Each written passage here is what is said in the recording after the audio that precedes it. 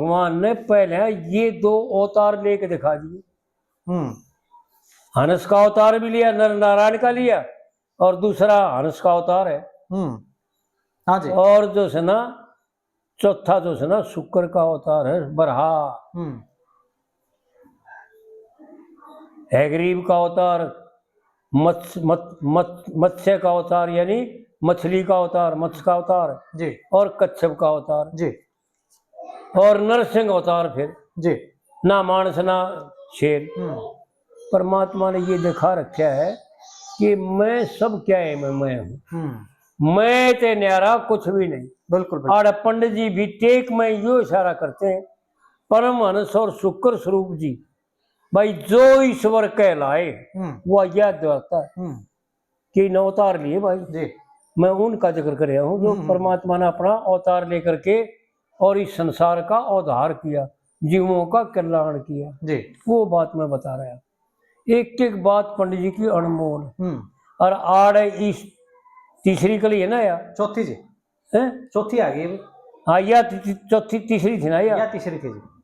या तीसरी कली में आड़े यूं बता दिया कि ये करने के बाद अहंकार का त्यागना नहीं पड़ता था। अहंकार त्यागन कति त्यागन खातिर मेहनत परिश्रम करे, वो मूर्ख है, वो समझदार नहीं है जो विषयों को छोड़ने का परिश्रम करते हैं, जो अहंकार के त्यागन का परिश्रम करते हैं ना। परमात्मा की शरण में चला जा, परमात्मा को कर्ता मान करके और परमात्मा की आज्ञा का पालन करना शुरू कर। पहली कली में बता कहा था ईश्वर अर्थ कर्म करो जी, और उसी की कथा सुनो कहो भाई। कहो सुनो भाई। हाँ उसी की कथा कहो सुनो भाई जी ना, ऐसा है उसी की कथा सुनो कहो भाई। पहले सुनना। हाँ ठीक है, सुनो कहो भाई। पहले सुनेगा जी। पंडित जी की बातें कोई काटे बातें बिल्कुल जी। हाँ तो इस प्रकार से जो है ना आड़ आड़ करके ये दिखा दिया कि करण कराउन के चक्कर में मत पड़िए। हाँ हाँ हाँ। ईश्वर की शरण में जा करके ईश्वर की आज्ञा का पालन करना है बस केवल। बिल्कुल। और ईश्वर का जो आदेश है बड़ी विलक्षण बातें हैं। और फिर चौथी कली बताता है ना जी, चौथी कली है कर्म का बंधन हृदय में से बिना ज्ञान नहीं खुलता है। देख भाई अपनी तरफ से तो पंडित जी ने वो बात बता दी कि किसी प्रकार का भ्रम ना रहे। जब तक ज्ञान क्या है फिर ये दान यानी प्रश्न होता है और प्रश्न उठा कि भाई ज्ञान क्या है बताओ तो कि पंडित जी है। पर उससे पहले मैं भाइया ने इशारा करके बता दूं कि पंडित जी ने यूं बताया कि बिना ज्ञान यो कर्म का चक्कर जो है ना तेरा सुड़ जगह नहीं। कर्म का बंधन हृदय में से बिना ज्ञान नहीं खुलता है। कहे लक्ष्मी चंद गुरु शिक्षा बिन। एक एक बात पंडित जी की वह है कि आदमी अच्छी तरह से समझ ले, कोई अंग्रेजी में नहीं कह रखी, कोई संस्कृत में नहीं, इतनी सरल करके बता रखी हैं कि अनपढ़ तो अनपढ़ और सादे है दिमाग वाला भी समझ ले। कहे लक्ष्मी चंद गुरु शिक्षा बिन भाई नहीं अमीर से घुलता है। कि भाई बात सुने और मैं बार बार भाइया ने बताऊं, फोन वाला ने फोन करें जब भी बताऊं कि भाई अपना अहंकार छोड़ दे, आप करेगा तो कुछ हासिल नहीं। हाँ ठीक है, क्योंकि हमने अगर मारे करे तो होता हो और हमने अगर बेरा हो तो हम पहले कर देते बहुत पहले। इस आग में क्यों जड़ते। सही बात भाई इसे विद्वान शास्त्र पढ़ने के हैं लेकिन किसी विद्वान का सहारा किसी जानकार का साथ लेकर के पढ़। वो जब समझा देंगे ना वो तेरी समझ में नहीं आएगा। नहीं तो ऐसा भी लिखा है हमारे शास्त्रों में, बहु शास्त्र बहु भ्रांति। जितने शास्त्र पढ़ेगा उतनी भ्रांति बढ़ती चली जाएगी। आप पढ़ेगा तो जैसे मैं उदाहरण भी दिया करूं, कई वीडियो में बता रखी है कि भाई वैद्य की दुकान में जितनी भी दवाई धरी है, अगर वैद्य के द्वारा ली जाएंगी तो अमृत का काम करेंगी, बिल्कुल। और आप ठाक खा ली तो जहर का काम करेंगे। हाँ जी। इसी प्रकार शास्त्र भी अगर आप पर पढ़े गए, आप पर विद्वान बन गए ना, तो जहर का काम करेंगे। किसी अच्छे पुरुष का, ज्ञानी पुरुष का, महात्मा का, किसी विद्वान का सहारा लेकर के पढ़ो। और पंडित जी भी यो इशारा करते हैं जी। एक एक बात अनमोल है पंडित जी की। कह लक्ष्मी चंद सतगुरु शिक्षा बिन, भाई नहीं अमीरुस घुलता है, और बिन सत्संग उपदेश धर्म बिन नहीं नेम सत्य तुलता है। क्या बात है। पंडित जी की वो बातें हैं भाई, अगर किसी भाई की समझ में आ जाए ना, है तो बहुत सरल, लेकिन क्या है कि बुद्धि जो है ना इतने बेकारों से। एक उदाहरण याद आ गया, वो बता दूं भाइयों ने, एक राजा के 2 लड़के थे, और उस राजा के वो लड़के तो जवान हो गए, और उस राजा का जो है ना शरीर वृद्ध हो गया, और वृद्ध होने की वजह से उस राजा ने अपने मंत्री को बुलाया, और मंत्री से विचार विमर्श किया कि भाई हमने उम्र तो जाली सारी, ये राज का मालिक कौन से लड़के ने बुलाना। ये वजीर आपका धर्म है, आपका कर्तव्य है कि इनमें कौन सा समझदार है। मेरी समझ में यह बात ना आ रही कि इनमें कौन सा समझदार है, कौन सा असमझ है। किसको राज का मालिक कौन संभाला, किसने मालिक का इतना। तो वजीर बड़ा सियाना था, समझदार था, वो बोले महाराज ये तो आसान सी बात है, इन्हें परख ले, इनका इम्तहान ले ले दोनों का, अर्जुन सा फिर इम्तहान में पास हो जाए उसको जो है ना राज पर बैठा दिए, और उसने युवराज बना दिए। अधिकारी तो ऑफिस है। बोले भाई ठीक बात है। बोले क्या करा बताओ। तो वजीर ने बताया कि न्यू करो, इन्हें 11,1100 रुपये दे दे, और 2 मकान बना के दे दे इनका, और तारीख दे दे इनको, भाई फलानी तारीख ने, यानी 30 तारीख ने या 1 तारीख ने हम इन मकानों का दौरा करेंगे। भाई जुन से का मकान हरिया भरिया पाओगा ना पूरा, यानी सब प्रकार से हरिया भरिया होना चाहिए, खुश हो, यानी ठसाठस कोई खाली जगह नहीं हो जी, उसको हम जो ना राज का मालिक बना हुआ। थारी मात दोनों मामा थे, दोनों को ऑर्डर दे दे। राजा ने ऐसा ही करे, तो एक तो बैठा करता मेरे के है दौरे, उन्हें 1100 रुपये दे दिए, और एक बैठा करता आप जैसे दौरे किसी महात्मा दौरे, महात्मा के पास जा करता, महात्मा की सेवा सरसा कराया करता जी। जो वो बोलिया, महात्मा वाला बोलिया कि महाराज जी मेरे बाप ने इन्होंने ऑर्डर कर दिया, और हमारे को एक तो महल दे दिया, महल भी बहुत बड़ा है, और 1100 रुपये उन 1100 रुपया में महल भरना है, खाली नहीं होना चाहिए, और हरिया भरिया इन्हें यानी ठसाठस होना चाहिए, कोई कमी नहीं होनी चाहिए। महाराज जी था, सियाना समझदार था, विद्वान था, तो बोले भाई जी चिंता क्यों करे, एक महीना है ना, एक महीना का टाइम, अब कोई बात नहीं, तू आराम से करे, भगवान का भजन करे और परमात्मा से प्रार्थना कर, सारे काम पूरे हो जाए। और जो वो मेरे कैसे दौरा जा करता, उसने भी जाकर अपने यार तो बताया कि भाई भगत जी हमारे बाप ने न्यू कर दिया, एक महल भी दे दिया मेरे ताई, और वो भरिया दिखाना है, खाली रह गया तो मेरे ताई राज नहीं मिलेगा। अरे बोले जब बावड़े हो तो बहुत आसान बात है, तूने ज्ञान करी, बता एक महीना पड़ा है ना। बोले हाँ। बोले सबकी कुल्डी खरीद ली, कोई 100 रुपये ले ले, कोई 50 ले ले, कोई 10 ले ले, पहले कुल्डी फ्री में दिया, क्योंकि तो सब फ्री में ठवाना था।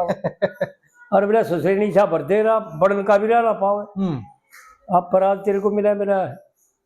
वह सारी कुल्डी ठट्ठा करे, और वह 1100 रुपये भी ला दिए, दे दिए उनका भाई पीछे ले ले भाई, फ्री में नहीं ले, पीछे ले ले भाई, क्योंकि राजा का हुक्म था भाई 1100 रुपया में भरना है मकान। हाँ जी।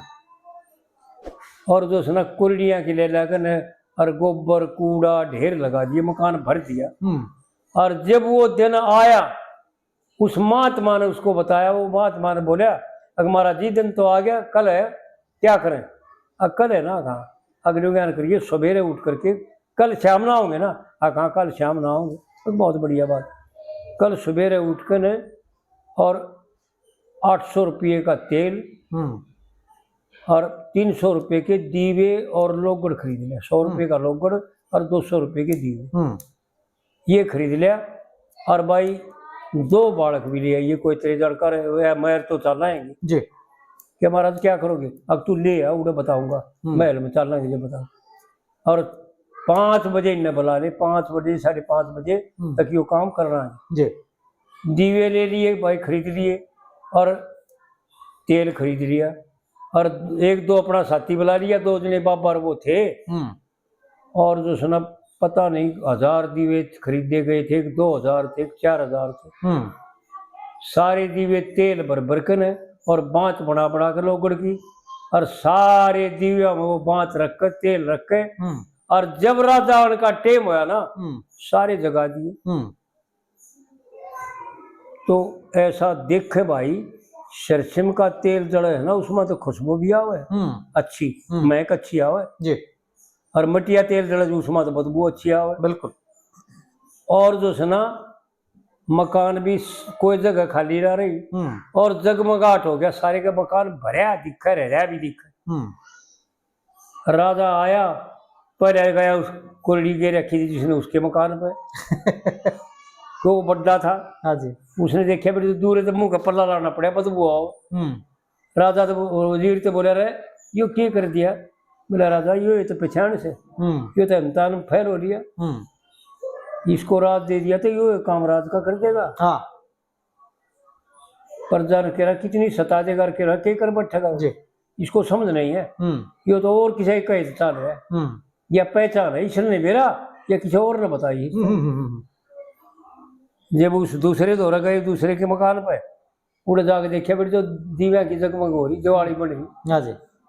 वजीर बोला देख रहा था ये चाहे बता तो किसी और ना हो लेकिन ये इसका सत्संग भी समझदारों के पास है। हाँ।